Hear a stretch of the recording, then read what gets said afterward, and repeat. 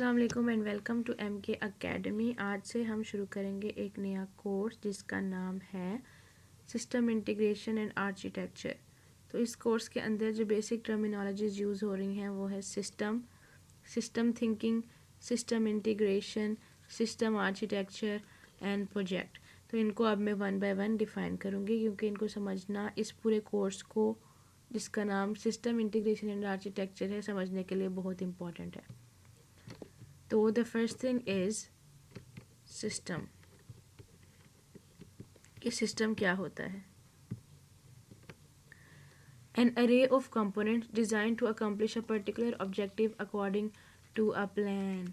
Basically बहुत सारे components मिल जाते हैं और एक पर्टिकुलर ऑब्जेक्टिव को अचीव करने के लिए वो चीज़ें आपस में जोड़ी जाती हैं, उनको कहते हैं कि सिस्टम्स। एक सिस्टम के अंदर डिफरेंट सब सिस्टम्स भी हो सकते हैं, यानी कि एक सिस्टम होता है जो एक पर्टिकुलर काम को करने के लिए बनाया जाता है, और एक बहुत बड़ा काम हो तो उस बहुत बड़े काम को छोटे छोटे कामों में डिवाइड कर दिया जाता है जो कि सब सिस्टम्स परफॉर्म करते हैं। तो ऐसे सिस्टम को कहते हैं कि एक बड़ा मेजर सिस्टम है जिसके अंदर माइनर हमारे पास क्या है, सब सिस्टम है जो हमारे ऑब्जेक्टिव को अचीव करने में मदद कर रहे हैं। तो बेसिकली सिस्टम का काम यही होता है कि हमें एक पर्टिकुलर एक स्पेसिफिक ऑब्जेक्टिव जो है वो अचीव करने में मदद करता है एक सिस्टम।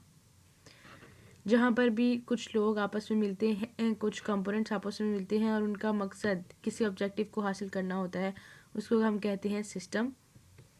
आगे हम आ जाते हैं सिस्टम थिंकिंग्स के ऊपर कि सिस्टम थिंकिंग बेसिकली क्या है। सिस्टम थिंकिंग एक अंडरस्टैंडिंग का ज़रिया है। ये बेसिकली एक तरीका है जिससे हम अंडरस्टैंड कर सकते हैं एक एंटिटी को, एक एग्जिस्टेंस को, एक चीज़ को। उसके पर्पस के हिसाब से हम समझ सकते हैं कि बेसिकली इस चीज़ का, इस एंटिटी की एग्जिस्टेंस का आखिरकार मकसद क्या है। और अगर हम समझना चाहते हैं कि किसी एंटिटी को, तो हम उसके लिए यूज़ करेंगे इस एक थ्री मेन स्टेप्स को। तो पहला स्टेप ये क्या होगा कि हम उस पूरे होल को समझेंगे कि उस पूरे के पूरे सिस्टम के अंदर उस पूरे के पूरे सिस्टम का काम क्या है। उसके बाद हम ये समझेंगे कि उस पूरे के पूरे सिस्टम को समझने के बाद हम ये समझेंगे कि उस सिस्टम की प्रॉपर्टीज़ क्या हैं, और उस सिस्टम की प्रॉपर्टीज समझने के बाद फिर हम उस एंटिटी की प्रॉपर्टी उस सिस्टम के अंदर समझेंगे। तो बेसिकली हम सिस्टम थिंकिंग को इसलिए यूटिलाइज करते हैं ताकि हम अंडरस्टैंड कर सकें एक एंटिटी को, हमारे सिस्टम के अंदर मौजूद एक एंटिटी को, और उसके लिए हम इन थ्री मेजर स्टेप्स को फॉलो करते हैं, जिसके मदद से जिसको हम सिस्टम थिंकिंग का प्रोसेस कहते हैं। The next process is system integration. अब सिस्टम इंटीग्रेशन बेसिकली क्या होता है कि कम्बिनेशन होता है इंटर रिलेटेड एलिमेंट्स का, ताकि हम एक कॉमन ऑब्जेक्टिव को कर सकें अचीव। ये बहुत ही आसान सी बात है। इंटीग्रेशन का मतलब यही होता है कि हम जोड़े हैं चीज़ों को आपस में। तो सिस्टम इंटीग्रेशन बेसिकली एक कम्बिनेशन होता है इंटर रिलेटेड एलिमेंट्स का। आगे हमारे पास आता है सिस्टम आर्किटेक्चर। आर्किटेक्चर का लफ्ज़ बार बार यहाँ पर यूज़ होगा। तो बेसिकली आर्किटेक्चर होता क्या है? अगर हम कोई हमसे एक डायरेक्ट क्वेश्चन पूछे कि आर्किटेक्चर क्या है, तो हम उनसे ये कह सकते हैं कि ये एक डिज़ाइन होता है, एक स्ट्रक्चर होता है, एक हाई लेवल स्ट्रक्चर होता है जिससे हमें पता चल जाता है कि किस तरह से ऑर्गेनाइज किया गया है कंपोनेंट्स को कोई भी पर्टिकुलर ऑब्जेक्टिव अचीव करने के लिए। तो एक और सॉफ्टवेयर आर्किटेक्चर बनाने के लिए जिन कंपोनेंट्स की या जिन एलिमेंट्स की हमें ज़रूरत पड़ती है वो नीचे दिए गए हैं। कंपोनेंट्स होते हैं, कनेक्टर्स होते हैं, सिस्टम्स होते हैं, प्रॉपर्टीज़ होते हैं और स्टाइल्स होते हैं। इनको एक एक लाइन में मैं अभी डिफ़ाइन कर देती हूँ, लेकिन बाद की वीडियोस में जो है इसकी फुल डिटेल होगी। तो कंपोनेंट्स बेसिकली वो होते हैं जो एक सिस्टम को बनाते हैं।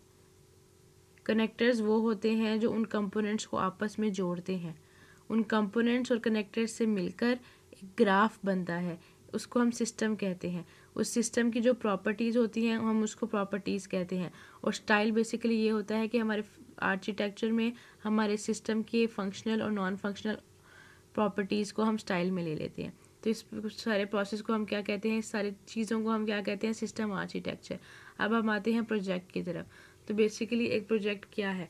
जब हम कोई सिस्टम बनाते हैं तो हमने कहा कि वो पर्टिकुलर ऑब्जेक्टिव को अचीव करने के लिए एक सिस्टम बनाया जाता है। तो बेसिकली एक सिस्टम बाज़ात एक बहुत बड़ा ऑब्जेक्टिव अचीव करना चाहते हैं, तो हम एक छोटे छोटे ऑब्जेक्टिव में, जैसे मैंने कहा कि सब सिस्टम बनाते हैं, हम छोटे छोटे प्रोजेक्ट्स बनाते हैं और हम उस प्रोजेक्ट की मदद से उस सिस्टम के ऑब्जेक्टिव को अचीव करने की कोशिश करते हैं।